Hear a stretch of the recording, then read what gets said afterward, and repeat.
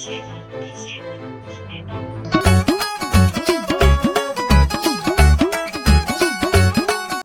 के व्लॉग में मैं आपको भारत के महाराष्ट्र राज्य में स्थित ऐसी गुफाओं में ले चलूंगा जिसे यूनेस्को द्वारा वर्ल्ड हेरिटेज साइट घोषित किया गया है। यह गुफाएं हमेशा से एक पवित्र स्थल रही है जिन्हें आमतौर पर बैरुल के नाम से जाना जाता है। सदियों से ये तीर्थ यात्रियों को आकर्षित करती रही है। एलोरा की गुफाओं में मौजूद शिलालेख और नक्काशी बौद्ध, हिंदू और जैन धर्म के विभिन्न पहलुओं को दर्शाती है। ये एलोरा केव्स का एंट्री गेट है और इसका टिकट है इंडियन सिटीज़न के लिए 40 रुपीज़, फॉरेनर होगा तो 600 और गवर्नमेंट एम्प्लॉय होगा तो यहाँ पर फ्री ऑफ एंट्री है। और इस तरीके का टोकन देखने के लिए मिलता है यहाँ पर। ये आप लोगों को दिया जाएगा, इसे संभाल कर रखना। अगर ये खो गया तो 100 रुपीज़ जुर्माना लगेगा। एलोरा केव्स में 34 गुफा है जिसे लेनी कहा जाता है और यहाँ पर ई रिक्शा भी चलती है। उसका पिकअप पॉइंट यहाँ पर ही है और ड्रॉप पॉइंट भी यहीं पर ही है। ई रिक्शा से गुफाओं का दर्शन करना बहुत ही आनंदमय होता है, जो व्लॉग में मैं आपको आगे दिखाऊंगा। यहाँ पर जो आप लोग लाइन देख रहे हैं, यहाँ पर टोकन स्कैन किया जाता है और आपकी एंट्री यहाँ पर मान्य होती है। उसके बाद ही हमें आगे बढ़ना है। बढ़िए सर, आगे बढ़िए। खड़े रहिए।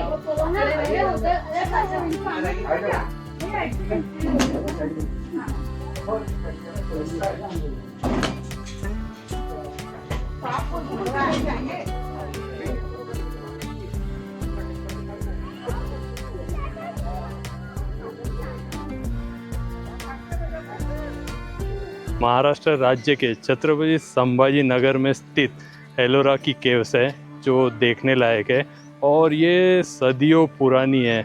इसकी दूरी छत्रपति संभाजी रेलवे स्टेशन से मात्र 29 किलोमीटर की है और अगर आप दौलताबाद फोर्ट आते हो उसके बाद वहाँ से 12 किलोमीटर की दूरी पर ये एलोरा केव्स है।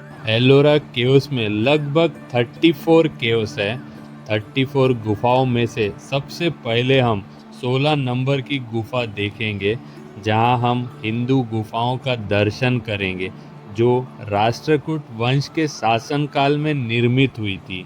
एलोरा की गुफाएं न केवल धार्मिक आस्था का प्रतीक है बल्कि प्राचीन भारत की इंजीनियरिंग, वास्तुकला और मूर्तिकला का प्रमाण भी है। यह गुफाएं यह भी दर्शाती है कि उस समय भारत में धार्मिक सहिष्णुता और सांस्कृतिक समृद्धि कितनी गहरी थी।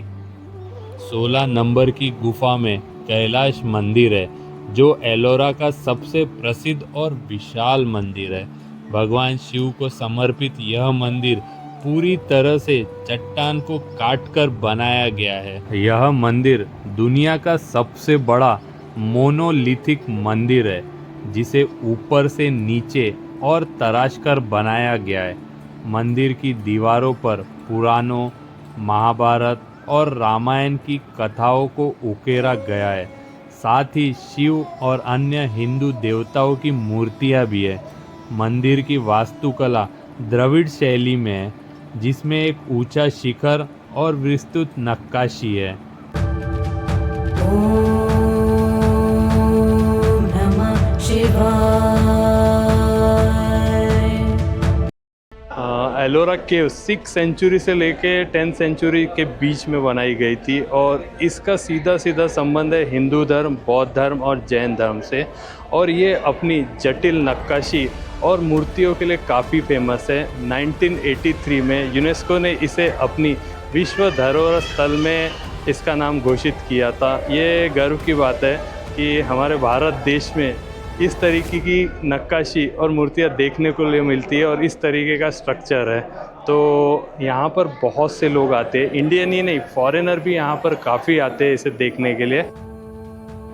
अन्य मंदिर की तरह भीतर से कोरा तो गया ही है, बाहर से मूर्ति की तरह समूचे पर्वत को तराशकर इसे द्रविड़ शैली के मंदिर का रूप दिया गया है।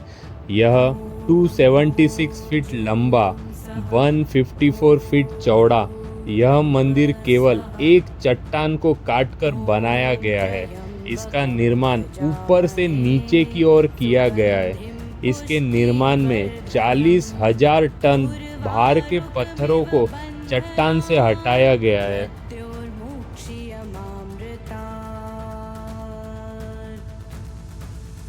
ॐ त्र्यम्बकं भजामहे सुगन्धिं पुष्टि। अभी जो गुफा हम लोगों ने देखी इसका सीधा सीधा संबंध है हिंदू धर्म से। ये 16 नंबर की गुफा है और इसी के हम लोग लेफ़्ट साइड में जाएंगे तो वहाँ बौद्ध धर्म की गुफाएं है।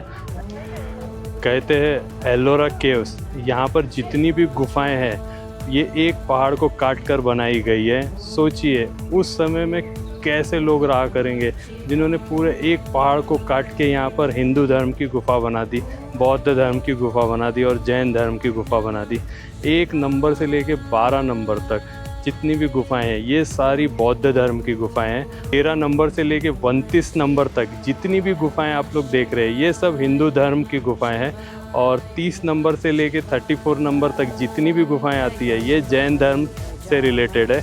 और ये गुफाएं जैन धर्म की यहाँ से 2 किलोमीटर आगे है मेरे राइट हैंड साइड में।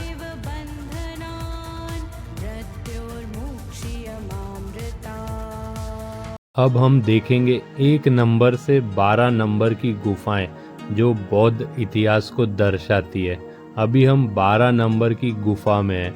यह गुफाएं बौद्ध धर्म के विभिन्न पहलुओं को दर्शाती है जिनमें बुद्ध की मूर्तियां, बोधिसत्व और जातक कथाएं शामिल हैं। एलोरा की बौद्ध गुफाओं का निर्माण कलचुरी और वाकाटक राजवंशों के शासनकाल के दौरान किया गया था। 12 नंबर की गुफा में एक विहार है जिनमें 3 मंजिलें हैं और बुद्ध की विभिन्न मुद्राओं में मूर्तियां हैं। इन गुफाओं में बौद्ध धर्म के हीनयान और महायान दोनों रूपों के प्रभाव देखे जा सकते हैं। गुफाओं में बुद्ध की मूर्तियां, स्तूप और विभिन्न देवी देवताओं की आकृतियां दिखाई देती है। एलोरा की बौद्ध गुफाएं 5वीं से 7वीं शताब्दी के बीच बनाई गई बौद्ध धर्म के इतिहास, कला और धार्मिक सहिष्णुता को दर्शाती है। गुफा नंबर 10 यह सबसे प्रसिद्ध बौद्ध गुफा है। इसमें एक सुंदर स्तूप और बुद्ध की मूर्ति है। एलोरा की बौद्ध गुफाएं बौद्ध धर्म के महायान संप्रदाय से जुड़ी है। यह गुफाएं बौद्ध भिक्षुओं के ध्यान, उपदेश और निवास के लिए बनाई गई थी। यहाँ बुद्ध के जीवन के प्रसंगों को भी चित्रों और मूर्तियों के माध्यम से दर्शाया गया है।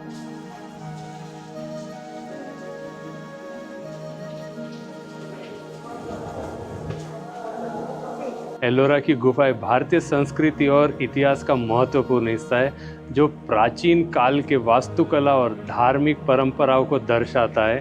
प्राचीन काल में हिंदू धर्म, बौद्ध धर्म, जैन धर्म की ये जो गुफाएं हैं इसे सभी धर्मों के लोगों ने मिलकर बनाया था। अब हम चलेंगे जैन धर्म की गुफा देखने जो यहाँ से 2 किलोमीटर की दूरी पर है, जिसे ई रिक्शा के माध्यम से हमें जाना होगा।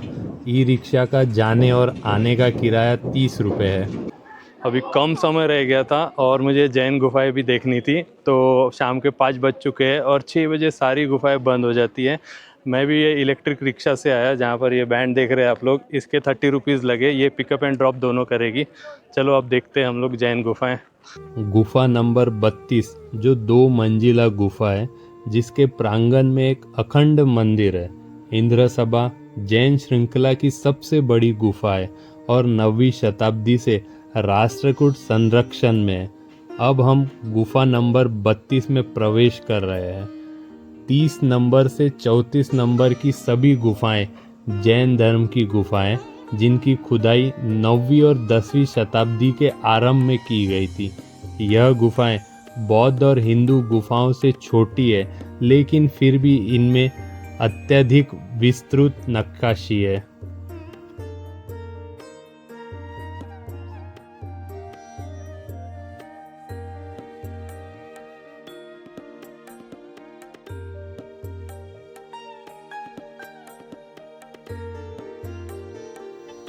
इंद्र सभा जैन मंदिर ऐतिहासिक रूप से महत्वपूर्ण है क्योंकि इसमें स्तरित अवशेषों और पाठ्य अभिलेखों के रूप में जैन समुदाय द्वारा अंदर सक्रिय पूजा अर्चना के प्रमाण मौजूद है। एलोरा की कई गुफाओं की तरह इस मंदिर में भी नक्काशी है, जैसे छत पर कमल के फूल की नक्काशी। मंदिर के ऊपरी तल पर जो प्रांगण के पिछली हिस्से में उत्खनित है, नेमिनाथ की यक्षी अंबिका की एक प्रतिमा है जो फलों से लदे एक आम के पेड़ के नीचे अपने सिंह पर विराजमान है।